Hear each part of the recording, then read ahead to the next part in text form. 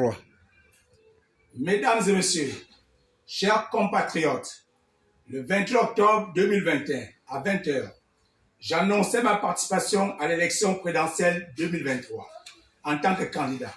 En 9 mois, j'ai parcouru 5 provinces. Partout où je suis passé, ce sont les mêmes mots qui sont de la bouche des populations. Le chômage, absence d'eau potable, problème d'électricité, problème des routes, etc. Je me suis rendu compte que nous n'aimons pas notre pays, le Gabon, ni même ses populations. Toutes les belles images qui sont diffusées à travers les réseaux sociaux ne reflètent à rien la réalité du terrain. Chers compatriotes, au sommet de la terre de Rio au Brésil, en 1992, certaines décisions avaient été prises.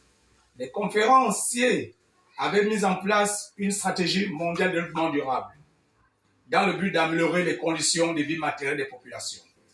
En 2002, à Johannesburg, en Afrique du Sud, 10 ans après Rio, il est question de faire le bilan de Rio.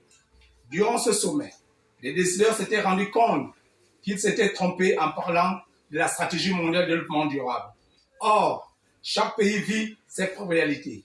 C'est ainsi que les décideurs vont recommander à chaque pays d'élaborer et de mettre en œuvre leur stratégie nationale de développement durable. Que permet-elle? Elle permet l'amélioration des stratégies sectorielles et globales existantes pour une meilleure efficacité de l'action gouvernementale. Le Gabon a suivi les recommandations issues du sommet de Johannesburg en listant ses priorités, donc son agenda. Cet agenda compte 4 grands axes stratégiques, donc 85 activités et 17 programmes repartis comme suite. Promouvoir la bonne gouvernance, 15 activités et 5 programmes. Assurer une prospérité économique soutenue, 15 activités et 4 programmes. Améliorer et généraliser le bien-être social, 23 activités et 5 programmes. Valoriser, améliorer et préserver l'environnement, 29 activités et 3 programmes. En 2005, 5 ans après le sommet de Johannesburg, le président Omar Bongo, ayant apprécié l'agenda de notre pays, avait donné les hautes instructions fermes pour que soit appliqué urgemment cet agenda. Malheureusement, il n'a pas été écouté. Aujourd'hui, je suis en position de ce document, de cet agenda.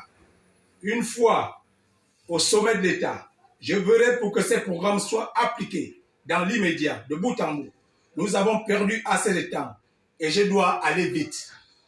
C'est pourquoi je réaffirme mon engagement, ma candidature à l'élection présidentielle 2023. Je serai le président d'une ère nouvelle. À cette occasion, je demande à tous les chômeurs, avec ou sans diplôme, de se faire enrôler à l'Office national de l'emploi. Une fois au sommet de l'État, je m'appuierai sur ce fichier. Parce qu'à partir du 15 janvier 2024, ces hommes et femmes se verront attribuer une prime que j'appellerai la prime d'allocation chômage. Je demande également à la diaspora de commencer à faire leur bagage pour leur retour au pays. Je libérerai tous les prisonniers, excepté tous ceux qui ont versé le sang humain. Pour réaliser un tel programme, j'aurai besoin de toutes les forces vives de la nation, de l'expertise. J'aurai le souci de vous expliquer ce programme qui est mon plan de société point par point au moment venu. Et voici ce document, notre agenda 21. Il est ici.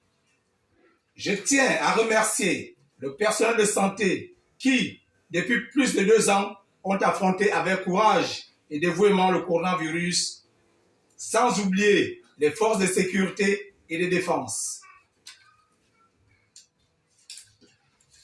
qui ont aménagé aucun effort pour maintenir l'ordre dans tout le territoire national en faisant appliquer les décisions de l'administration actuelle. Une fois élu, vous serez généreusement récompensé. Rendez-vous 2023, je vous remercie.